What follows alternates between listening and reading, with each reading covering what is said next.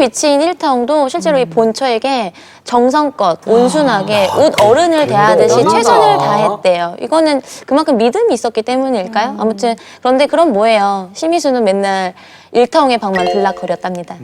그렇죠. 이제 이런 상황이 되고 나니까 사실 본처 입장에서 얼마나 화가 나겠어요. 나죠. 자기 방에 안 오고 맨날 그 일타홍 방에만 가니까. 그런데 오히려 화를 낸 게 일타홍이라는 거죠. 거기에 대해서. 진짜 이름 예. 훌륭하다. 그러고 난 다음에 딱 이제 명령을 합니다. 심의수한테. 당신은 내 방에는 일주일에 한 번만 오시고 나머지는 전부 본처 방으로 가세요. 라고 이렇게 얘기를 하는데 그 일타홍 방에만 오는 거예요. 그러니까 이제 밤마다 실갱이가 벌어지는 거죠. 들어가겠습니다. 안 되옵니다. 어머.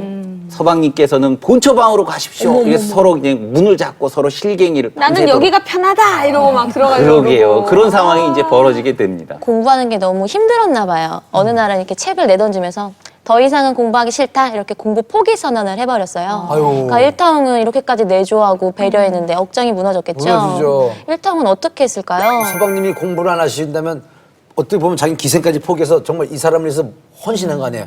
난 죽음으로 하겠다. 그렇지 않았을까요? 일타홍은 이렇게 했어요. 서방님, 요즘 점점 공부를 게을리하시는 것 같습니다. 이제 소녀도 더 이상 어쩔 도리가 없어요. 아니, 오히려 제가 저 때문에 공부를 더 못하시는 것 같으니 저는 잠시 떠나 있도록 하겠습니다. 이렇게 얘기를 하는 거예요. 그러나 당신이 과거에 급제해서 관직에 나가게 되면 저는 다시 돌아올 겁니다. 여기가 포인트죠.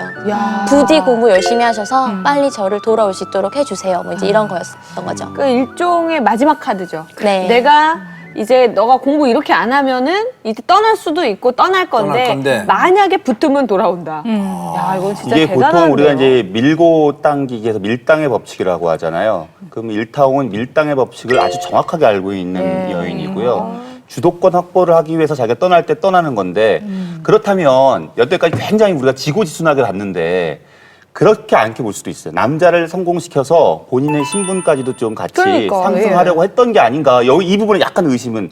왜냐면 이게 기술적으로 접근한 건 아닌가라는 생각을 해볼 수도 있죠. 예, 뭐 그런 의심을 할 수도 있겠죠. 근데 이제 일단은 떠나겠다라고 얘기를 한 다음에는 사실 또 이제 먹고 사는 것 때문에 기생으로 돌아갈 법도 한데 실제로는 기생으로 돌아가지 않았습니다. 그러니까 그런 부분에선 좀 진심이 느껴지는 대목이기도 한데요.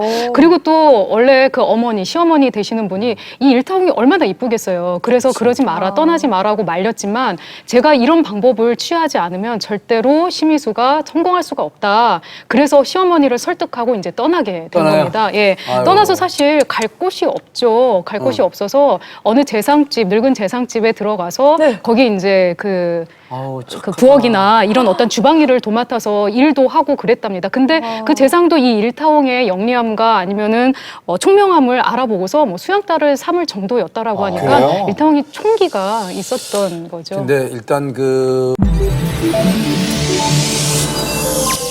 KBS